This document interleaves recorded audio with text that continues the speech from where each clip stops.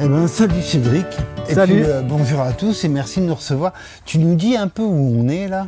Alors là, on est à La Chapelle-Auneau, donc juste à côté de Langeais, entre la Loire et le Vieux-Cher. On est donc sur ma pépinière, donc c'est un lieu je suis ici depuis 2022. Et donc j'ai une petite partie pépinière que vous avez derrière vous là, donc c'est une pépinière potagère quoi. Ça s'appelle comment le lieu? Ça s'appelle l'Aunay. Voilà, et c'est les jardins de la Levée. C'est les jardins de la Levée, c'est le nom officieux, D'accord. mais Voilà. c'est une entreprise individuelle. Ouais, Donc c'est ça. on peut te chercher sur un moteur de recherche, Ouais, on tape les jardins de la Levée. ouais, c'est ça. Et puis voilà. Il y a une petite page Facebook et puis... Voilà. Et qui indique tes horaires d'ouverture. Voilà, etc. c'est ça. Donc, en ce moment, c'est plein feu, hein, parce Ouais. que les plants potagers. Donc là, vous êtes ouvert quand à la pépinière? Alors en fait, moi c'est une pépinière éphémère, donc je suis ouvert de mi-avril à début juin, c'est parce que c'est une pépinière potagère, donc en Ouais. fait c'est vraiment pour la mise en place des jardins. Donc je suis ouvert les mardis soirs et vendredis soirs de 16h à 19h et les mercredis et samedis après-midi de 14h à 18h. Et voilà, je fais aussi des foires à droite à gauche dans le département. Tout ça, c'est sur ton site. Oui, j'imagine. c'est tout ça, c'est indiqué. En Ouais. bio ici. Et on est en bio. on est Ouais. en Ouais, bio, ouais, hein, tout est en bio. Ouais. précisons. Ouais, tu as raison de préciser, Guilain. Si on devait te présenter, si on dit que tu es pépiniériste, c'est pas suffisant. Alors c'est pas suffisant parce que c'est effectivement juste une petite partie de ma production dans l'année. Je commence les semis en février pour la pépinière. En gros, je fais des boutures et des semis aussi à l'automne. Mais pour moi, la pépinière, début juin, c'est terminé. Et en fait, le reste de l'année, je suis producteur de semences, mais de semences de légumes. Donc en fait, de semences de légumes en bio. En fait, j'ai des contrats de production pour des petites boîtes potagères Comme par françaises. exemple. Alors historiquement, c'est Germinance, Cocopelli, un tout D'accord. petit peu Agrossemences, et puis maintenant les semences de Lombel, Ok. la boîte à graines, plein de petits D'accord. acteurs français de la semence bio. Et puis depuis cette année, on se lance aussi un peu dans la fleur à couper, donc D'accord. pour les fleuristes ou faire des bouquets nous-mêmes. Alors, sinon, moi, il y a un truc chez toi qui m'a toujours intéressé, c'est le fait que tu aies réussi, en fait, à obtenir des variétés. Est-ce que tu peux nous en parler de ce que tu as obtenu, de ce que tu as fixé? Donc, je rappelle quand même que c'est pas le tout d'obtenir une variété. Après, il faut la fixer, il faut la maintenir. Donc, qu'est-ce que tu as maintenu, toi, comme variété, par exemple? Alors, ce que j'ai maintenu, c'est des trucs qui me sont sortis du fait que j'étais maraîcher avant et donc je voulais un maximum d'autonomie. Donc la semence, elle m'est venue un petit peu comme ça. J'ai commencé à faire ma semence pour ma production maraîchère. Je me suis planté sur plein de trucs.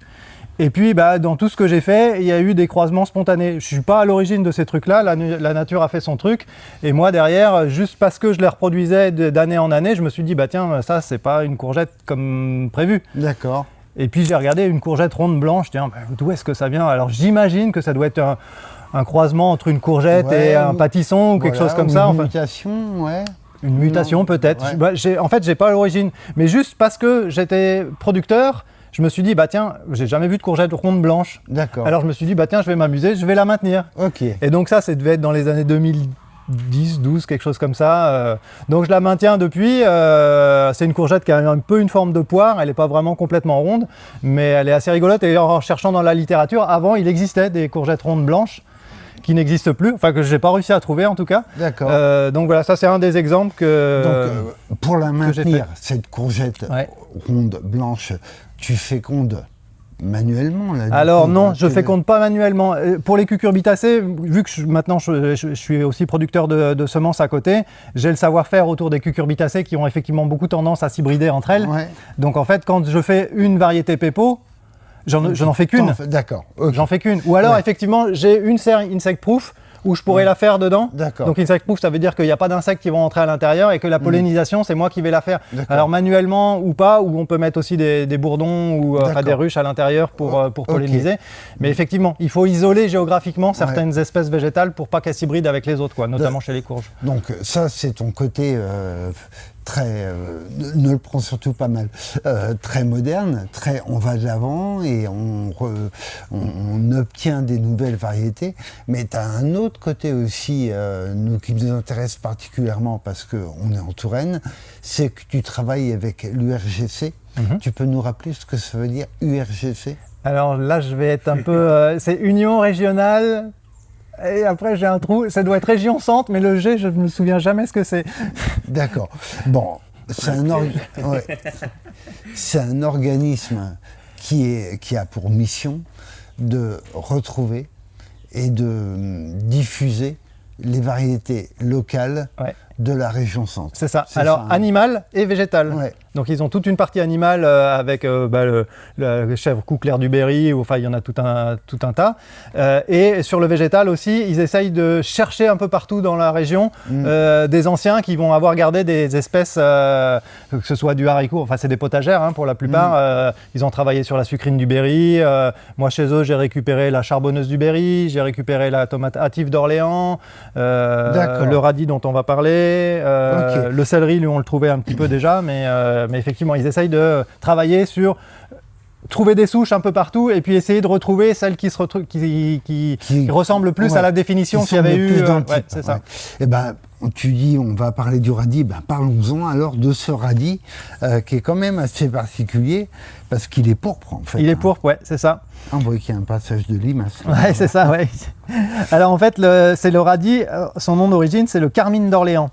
Donc carmine, normalement, c'est rouge. Donc effectivement, la première fois que je l'ai multiplié, il y avait du rouge et du violet à l'intérieur, quelques dizaines dans le lot. Donc mon travail de sélectionneur m'incite à enlever les radis violets pour ne garder que les rouges, parce que la définition du carmine d'Orléans, c'est qu'il est rouge. La deuxième année, je recommence, et puis en contact avec les animatrices de l'URGC, je me dis, mais c'est dommage, parce qu'en fait, il est quand même super joli. On en trouve un peu des violets, mais bon, là, du fait que ce soit un local de l'étape, je me suis dit, ça peut être intéressant. Donc, en accord avec eux, en fait, plutôt que de supprimer les violets, j'ai supprimé les rouges et j'ai gardé le peu de violets qu'il y avait. Donc ça va être le violet de Cédric. c'est ça, on va l'appeler le violet de l'Alvé ou je sais pas comment. Et en fait, du coup, on se retrouve maintenant, au bout de quelques années de sélection, à n'avoir quasiment... J'ai enlevé un peu de rouge cette année, mais je suis quasiment à, on va dire, 95% de violet. Donc, sachant que j'ai dû commencer la sélection, je pense maintenant il y a 6 ans, quelque chose comme ça, quoi. D'accord. Donc voilà, il faut quand même un peu de temps pour sélectionner des semences. Il faut être patient, quoi. Et alors, est-ce qu'il y a une tendance globale, générale au violet ? Parce que là, on a le céleri violet de Tours. Le céleri violet de Touraine, ouais, c'est ça. Donc c'est un céleri branche, pareil, originaire du coin. Alors non, il n'y a pas que du violet, parce qu'il y a le melon, il y a le sucrin de Touraine, il n'est pas du tout violet. Bon. Mais effectivement, là, on se retrouve dans la gamme un peu des violets. Et donc ça, c'est pareil, c'en est un que je multiplie pour plusieurs semenciers, pas forcément tous les ans. Alors à savoir que le céleri, c'est une plante bisannuelle. Donc en fait, là, ce petit plant que j'ai semé en février, il a été repiqué 2 fois. Là, il est à la vente, mais j'en ai qu'on pourra aller voir au jardin, donc qui ont été plantés l'an dernier et qui commencent à monter en fleurs maintenant. En graines. Donc ils ont passé tout l'hiver au stade feuillage. Ils ont mis en réserve tout ce qu'ils avaient besoin pour fleurir maintenant. Et donc là, on a des céleris qui font à peu près 1 mètre de haut et qui commencent à avoir une fleur, quoi. Donc ça veut dire que tu as vraiment la double casquette, deux doubles casquettes, producteur de plants, producteur de semences, après découvreur, on va dire, de variétés. Quand je peux. Ouais, c'est ça. Et mainteneur. Parce que tu maintiens un minimum. En fait, notre boulot de semencier artisanaux, on appelle ça, moi j'appelle ça paysan multiplicateur en fait, parce qu'on est bien dans la paysannerie. Par rapport à nos clients que sont les semenciers, il y a vraiment un travail de multiplication, sélection un minimum. C'est-à-dire qu'on essaye de passer un minimum de temps, en général, à enlever tout ce qui est négatif. On va faire une sélection par la négative. C'est-à-dire que dans le radis, tous ceux qui sont rouges, je les enlève. Je vais garder les violets, j'enlève tout ce qui est rouge. Donc pour le céleri, c'est pareil. S'il y en a un qui est déformé, qui est trop petit, qui est malingre, on va l'enlever pour maintenir une génétique le plus jolie possible. D'accord. Eh ben, donc je rappelle la pépinière Et je sais pas, là on a une vue d'ensemble, hein, j'imagine. Ouais. Oui, il y a de quoi faire. Hein. J'espère que vous avez un grand jardin, hein, parce que là il y a vraiment du monde et du monde intéressant. Et donc un grand merci Cédric pour toutes ces explications. Eh ben de rien, avec plaisir. À très bientôt. À très bientôt.